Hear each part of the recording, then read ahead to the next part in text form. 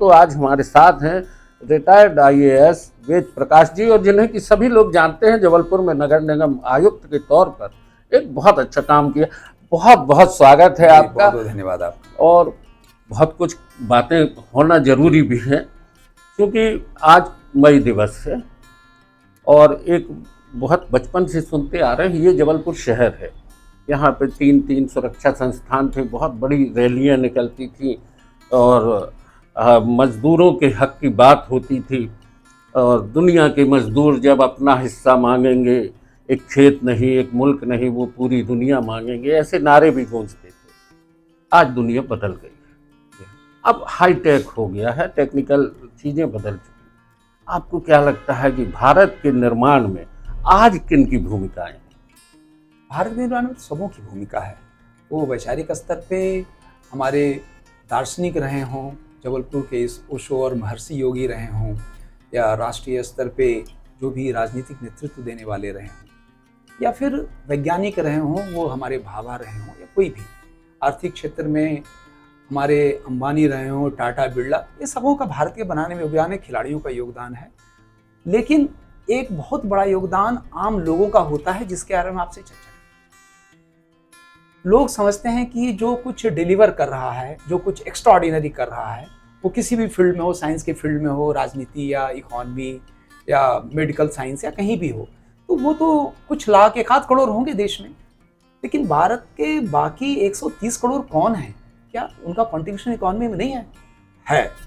मैं कहता हूँ एक भिखारी भी है, उसने आपसे मांग के एक चाय पिया, एक समोसा आपने उसको दिला दिया, उसने डिमांड जनरेट किया एक समोसे का, एक चाय का, उससे इकोनॉमी चलती है, बढ़ती है।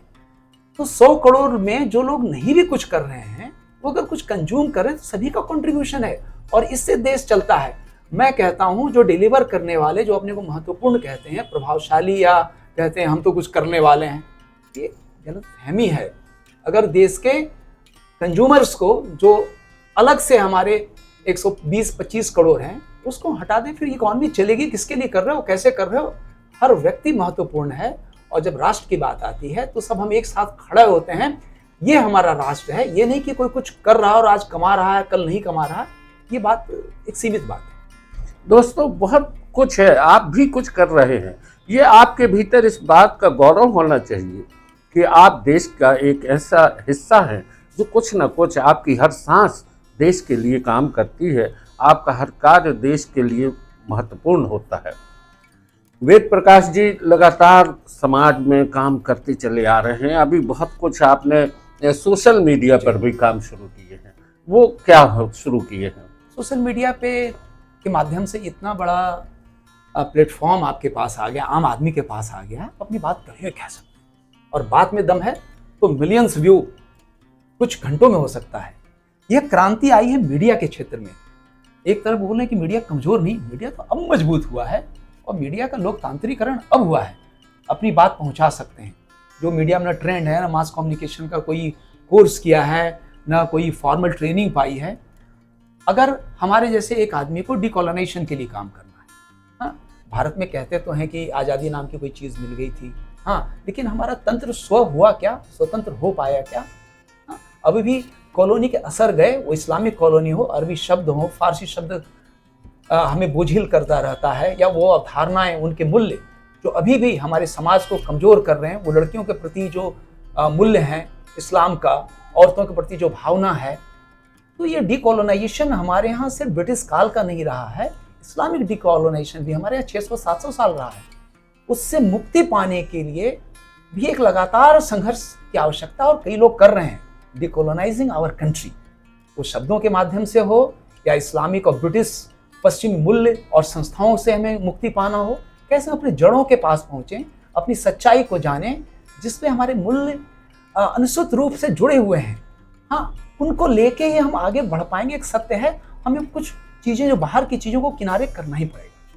दोस्तों बहुत बड़ी बात किसी वेद प्रकाश जी ने कही है कि मूल्यों को समझना होगा, जड़ों तक पहुंचना होगा, और जिस तरीके से कहा है, हम आपसे एक बार फिर कहते हैं कि नो न्यूज़ ओनली व्यूज़, और इसके अलावा वेद प्रकाश जी जो काम कर रहे हैं, आप उसको सब्सक्राइब करें, उसको फॉलो करें, क्योंकि बहुत कुछ जानकारियाँ आपको मिल रही हैं। वेद प्रकाश जी ने शब्दों का संचय करके एक शुरू किया। हाँ, शब्दों का सच एक सीरीज है जिसमें शब्द, चूंकि कोई भी शब्द कहीं उसकी उत्पत्ति होती है तो उसका ऐतिहासिक संदर्भ होता है, किसी आवश्यकता के लिए शब्द गढ़े जाते हैं या विकसित होते हैं, तो उसके साथ उसका पूरा इतिहास और पूरा संदर्भ जुड़ा होता है। जो संप्रेषित होता है तो अपने आप में शब्द नहीं संप्रेषित, पूरा उसके साथ कॉन्सेप्ट बैकग्राउंड सब आता है। उदाहरण के लिए जब इस्लामिक अरबी शब्द हम औरत कहते हैं, जो आम प्रचलन में भी है, औरत का अर्थ होता है जननांग, जिसे छुपाना है, ढकना है।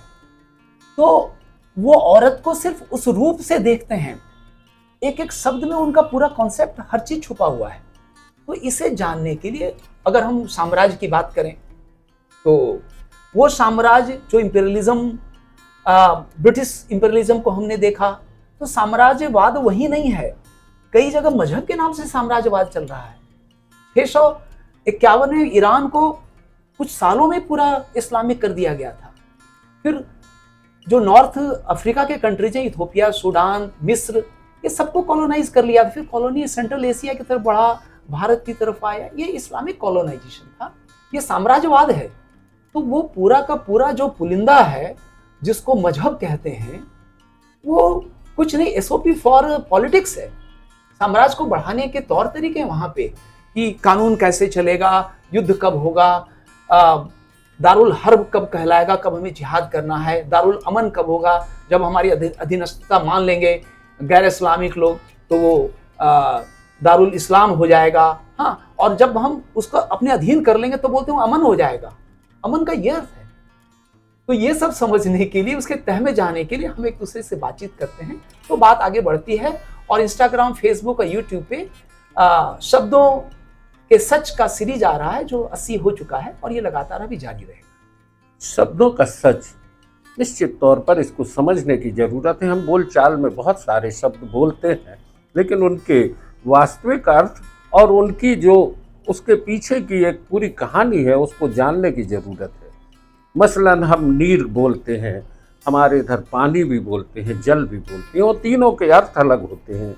नीर और जल और पानी को जब आप समझने की कोशिश करेंगे तो आपको भाषा के उस प्रवाह में जाना होगा जहाँ से भाषा की उत्पत्ति होती है, जहाँ से समाज एक भाषा को गढ़ने के बाद संस्कारित होता है। हमारे साथ वेद प्रकाश जी हैं और बहुत सी चर्चाएं हैं बतौर IAS। अब हम आपसे बात करने की दूसरे मुद्दे पे आते हैं कि जबलपुर शहर को आपने देखा, इस शहर के विकास की जो दौड़ है, जिस तरीके से बोला जाता है, लेकिन ये जो धरातल पे आपको दिख रहा है, इधर पर एक डेवलपमेंट की छटपटाहट तो है, लेकिन उतनी तेजी से अगर आप केवल फ्लाईओवर, सड़क और बगीचे इसको विकास कहते हैं, तो मेरा मानना है कि यहाँ का यूथ जो है बाहर जा रहा है। उसको रोकने के लिए क्या होना चाहिए? समय बदल रहा है। पहले जिस तरह के रोजगार की बात होती थी वो समय बदला है, और आने वाले समय में रोजगार की परिकल्पना और बदल रही है। खास करके आर्टिफिशियल इंटेलिजेंस का की उपस्थिति हो चुकी है। ये दस्तक नहीं, वो हमारे कमरे में प्रवेश हो चुका है, और वो पूरी तरह से हमारे घर, आंगन, हर जगह वायुमंडल में व्याप्त होने वाला है। अगले 4-5 सालों में ये पूरा सिनेरियो बदलने वाला है। तो लंबे समय से पारंपरिक जो हम पढ़ाई करते रहे थे, उसका महत्व भी हो सकता है न्यून हो जाए। खत्म तो नहीं कहूँगा मैं, समाप्त नहीं होगा, उसका महत्व न्यून हो जाएगा। इसलिए भविष्य के हिसाब से समझ के हमें पढ़ाई लिखाई अपने को तैयार करने के को बदलना पड़ेगा।